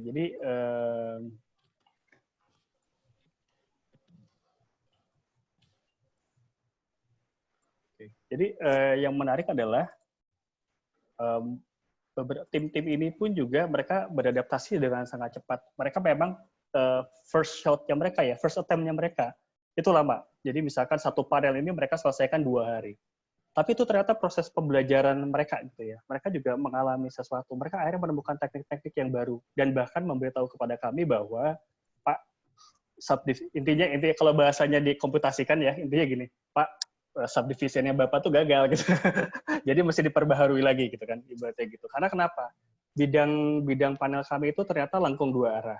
Jadi ya, kalau misalkan pakai subdivision yang sama, itu begitu ke daerah yang cembung dia mekar gitu kan. Nah, itu jadi jarang-jarang. Sementara itu yang tidak kami harapkan. Kami meminta bahwa si celah-celah itu menjadi konsisten ke seluruh tempat. Lalu yang menarik adalah bapak-bapak ini akhirnya menemukan cara. Oke, kalau gitu caranya intinya celahnya segitu ya gitu. Mereka menemukan satu teknik gitu kan, di mana satu anyaman biasa itu hanya ada dua alur anyam. Akhirnya mereka lakukan beberapa, tapi dengan hasil yang seamless. Mereka nyebutnya teknik colong-colong gitu. jadi menurut saya part itu yang justru akhirnya kami belajar juga ke kondisi aktual dan menarik gitu. Bukan hanya kita yang awalnya membuat mengedukasi mereka tentang si penggunaan mal tersebut, tapi juga kebalikannya si bapak-bapak ini pada saat sudah ketemu dengan proses yang sudah kami ajukan, mereka menemukan celah yang kita tidak pernah sempat pikirkan, yaitu yang tadi. Gitu. Yang ini relatif lebih lengkungnya lebih rendah, jadi celahnya bisa ini. Ada yang yaitu yang tadi saya cerita, colong-colongan gitu. Jadi dia harus membuat satu tarikan baru yang bukan dari tarikan sebelumnya. Jadi adaptasinya menurut saya sih cepat sih Pak. Mereka tuh sangat-sangat cepat selama yang tadi. Jadi selama sebelum proses ini terjadi adalah kami selalu datang kepada tim tim penganyam dan bertanya kepada mereka tentang bagaimana mereka menganyam. Ya, jadi ini adalah catatan-catatan saya nih dari satu moka pertama. Jadi Pak, kayak apa sih nganyam? Oh gini Pak, gini-gini. Saya butuh lekukan di sini. Jadi tambahan-tambahan ini tuh tambahkan berikutnya. Dan ini akhirnya di-adjust lagi dan seterusnya. Sampai akhirnya relatif cocok dengan yang mereka harapkan dan memenuhi kriteria yang saya inginkan. Kira-kira gitu Pak. Jadi tetap kolaborasi sih. Oke, baik. 10 menit terakhir sebelum webinar ini kita tutup, ada satu pertanyaan kepada Kak Marisa dari Alan Christian. Mungkin coba saya baca dulu. Oke, dalam proses desain yang pertama kali diperhatikan sebenarnya apa sih Kak? Mungkin dari sudut pandang Kak Ica itu. Ke arah lingkungan ditapak atau lebih baik yang mengarah ke apa yang sedang akan terjadi atau bagaimana? Oke, mungkin kalimatnya seperti itu, Kak Marisa. Jadi Kak Marisa itu ketika melihat sebuah isu itu pertama kali yang diperhatikan sebenarnya apa sih, lalu apa saja tahapannya. Mungkin kalau saya coba bahasakan seperti itu. Oke, ini jawabnya sebagai praktisi, ya. Ya, atau sebagai seorang yang ideal nih. Dua-duanya boleh. Kalau sebagai seorang praktisi ya jelas pertama adalah client brief-nya ya. Ya itu yang pertama. Enggak lah, bercanda. Jadi kalau misalnya kita pertama kali mendesain adalah pertama sebenarnya masalahnya apa gitu. Permasalahan utamanya itu apa. Jadi kita punya skala prioritas. Jadi prioritasnya yang mau kamu problem solvingnya tuh yang pertama tuh apa dulu. Itu yang harus kamu selesaikan dulu, baru hal-hal yang lain itu mengikuti gitu. Jadi kalau misalnya dalam konteks ini kita mau misalnya kayak yang tadi saya share itu, kita mau bikin mixed use gitu. Mixed use ini constraint-nya, permasalahannya adalah satu, site-nya terbatas, dua, penggunanya itu sangat banyak, tiga, kompleksitasnya sangat tinggi, dan empat, pembangunannya, tenggat waktu pembangunannya itu sangat pendek. Nah, lalu gimana nih cara saya untuk men-solving segala macam itu gitu. Dan karena empat permasalahan ini prioritasnya sama-sama tingginya, solusinya yang kita ambil adalah menggunakan prefabricated, prefinished volumetric construction. Kenapa kita menggunakan PPVC? Itu karena satu, segala sesuatunya itu dibuat di pabrik. Dengan segala sesuatunya dibuat di pabrik, ketika kita ke on-site, itu kan waktu manusia bertemu pembangunannya itu kan jadi lebih pendek. Jadi ketika orang bertemu kayak tukang-tukang ketemu itu juga lebih pendek juga. Itu satu, memitigasi kemungkinan tertular gitu. Jadi itu kenapa kita pakai PPVC. Kedua, kenapa juga kita pakai PPVC? Karena yang tadi saya bilang, karena fungsinya masih berubah, karena segalanya masih briefnya itu masih belum pasti. Jadi kita bikin komponennya aja gitu. Sedangkan fungsinya nanti bakal mengikuti. Nah, jadi kalau saya mau menjawab pertanyaan yang tadi itu sebenarnya lebih ke proyek kamu bukan fungsi permasalahannya apa. Dan jadi nggak bisa satu jawaban itu bisa diaplikasikan ke semua proyek sih. Jadi benar-benar harus kontekstual terhadap permasalahannya, gitu. Baik. Untuk sesi terakhir, apakah ada pertanyaan mungkin dari Bapak Ibu dosen untuk bisa disampaikan langsung, atau mungkin ada tambahan pernyataan mungkin? Pak Christian atau Pak Tarigan atau Prof. Pur, Pak Supri mungkin Pak, atau Pak? Oke, Pak Christian. Ya sebenarnya sudah ketik itu ke Pak staf pertanyaannya. Diketik di mana Pak? Di WA tadi. Oh di WA, maksudnya di chat. Baik. Ya tapi satu tanya aja nggak Bu? Ya disampaikan langsung aja. Ke Bu Marisa ya, karena memang saya sedang meneliti kaitannya human sense dengan arsitektur begitu. Tadi ada satu slide yang mengatakan bahwa post-pandemic building yang direncanakan tadi ada yang multisensori begitu. Nah ini multisensori dikaitkan dengan algoritma gitu. Nah, saya takutnya nanti suatu saat saya pernah lihat film apa ya judulnya itu ya, iRobot atau apa gitu, bahwa kita masukkan rumus-rumus manusia ke dalam sebuah komputasi dan nanti beyond gitu kita nggak tahu nanti kemaslahatan manusia ini apakah bisa digantikan dengan komputer. Kadang yang pola pikir seperti itu yang masih saya belum bisa mengerti apakah ini komputer bisa makin lama makin menjadi super power gitu atau bagaimana. Ini mungkin Pak Dhani yang sudah juga menjadi praktisi bisa juga membantu menjawab. Tapi khususnya tadi saya tertarik dengan yang multisensory space tadi ya, building yang ada kaitannya dengan multisensory. Terima kasih. Oke. Mungkin ini balik lagi ke istilah yang namanya machine learning ya. Jadi sebenarnya gampang aja kalau misalnya kita lihat Instagram lah. Kita sekarang ngomongin barang A, kita mau beli, misalnya mau beli piring gitu. Tiba-tiba di Instagram kita iklannya piring semua gitu. Kan sebenarnya gampang gitu. Itu kan sebenarnya, ya itu salah satu contoh machine learning.